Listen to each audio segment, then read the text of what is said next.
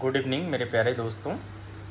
हम लोग हिस्ट्री के एक टॉपिक पर चर्चा कर रहे थे, भारत के प्रथम वायसराय लॉर्ड कैनिंग के बारे में, और उसमें हमने ढेर सारे क्वेश्चंस आपके साथ डिस्कस किया था। जैसे भारत का पहला वायसराय कौन था, तो लॉर्ड कैनिंग था। लॉर्ड कैनिंग का टाइम पीरियड के बारे में हम लोगों ने देखा था, तो 1858 से लेकर 1862 तक लॉर्ड कैनिंग का टाइम पीरियड चलता है। फिर हमने ये भी चर्चा किया था कि भारत में पहली बार इनकम टैक्स की शुरुआत किसके समय में हुई, लॉर्ड कैनिंग के समय में हुई। किस एक्ट के द्वारा इन्हें भारत का प्रथम वायसराय बनाया गया, तो 1858 के अधिनियम के द्वारा, इसकी चर्चा भी हम लोगों ने की थी। साथ साथ पेपर करेंसी की शुरुआत किसने किया था सबसे पहले भारत में, तो लॉर्ड कैनिंग ने किया था, इसकी भी चर्चा हमने की थी।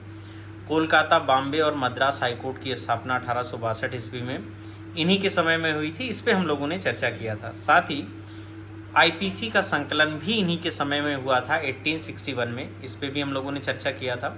विधवा पुनर्विवाह अधिनियम 1856 इन्हीं के समय में क्या हुआ था, लॉर्ड कैनिंग के समय में पास हुआ था। तो इतनी बात हम लोग सीख चुके थे। नेक्स्ट अब आते हैं, यानी कैनिंग के बाद अगले वायसराय के रूप में लॉर्ड एल्गिन प्रथम की नियुक्ति होती है। 1862 से लेकर 1863 तक इनका टाइम पीरियड रहता है, और इन्हें बहावी आंदोलन को समाप्त करने का श्रेय दिया जाता है। यानी सीधा सीधा क्वेश्चन आपसे पूछेगा कि बहावी आंदोलन को समाप्त करने का श्रेय किसे दिया जाता है, या बहावी आंदोलन को समाप्त किसने किया, तब आपको ध्यान रखना है लॉर्ड एल्गिन प्रथम ने। इनका टाइम पीरियड 1862 से 1863 ईस्वी तक।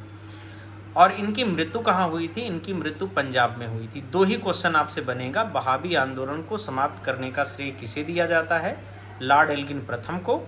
और दूसरी बात आपसे पूछेगा कि इनकी मृत्यु कहाँ हुई थी, तब आपको ध्यान रखना है पंजाब में इनकी क्या हुई थी, मृत्यु हुई थी।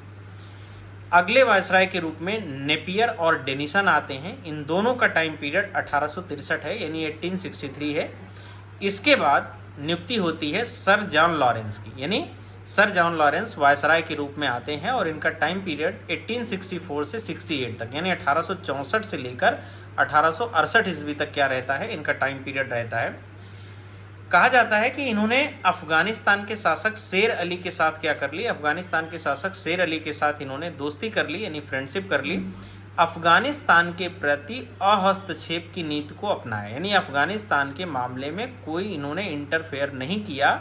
इसीलिए कहा जाता है कि अफगानिस्तान के प्रति अहस्तक्षेप की नीति को अपनाया, और इसीलिए अफगानिस्तान के प्रति अहस्तक्षेप की नीति का जन्मदाता किसे माना जाता है, तब आपको ध्यान रखना है सर जॉन लॉरेंस को अफगानिस्तान के प्रति अहस्तक्षेप की नीति का क्या माना जाता है, जन्मदाता माना जाता है।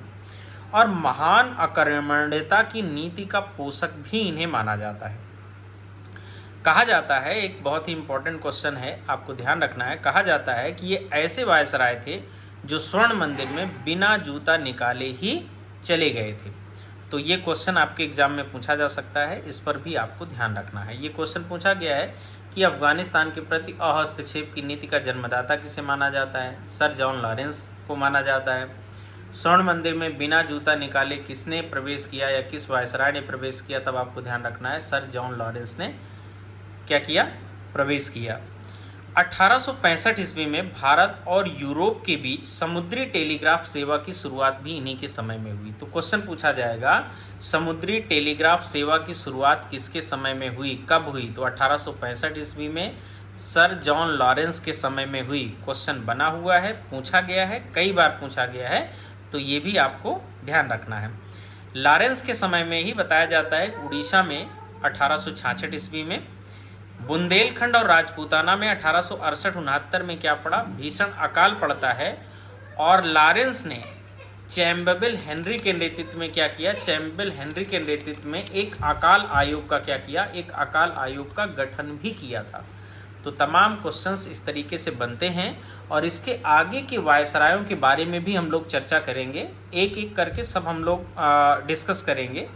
तो जो टीजीटी, पीजीटी या अन्य एग्जाम की तैयारी कर रहे हैं हिस्ट्री से रिलेटेड, ये पूरा यानी भारत के वायसराय जितने भी हैं इन सब पे हम डिटेल चर्चा करेंगे। और शायद आप एक बार पढ़ेंगे, कोई भी बुक पढ़ेंगे और मेरा वीडियो सुनेंगे, तो आपको चीज़ें बेहतर तरीके से तैयार हो जाएंगी।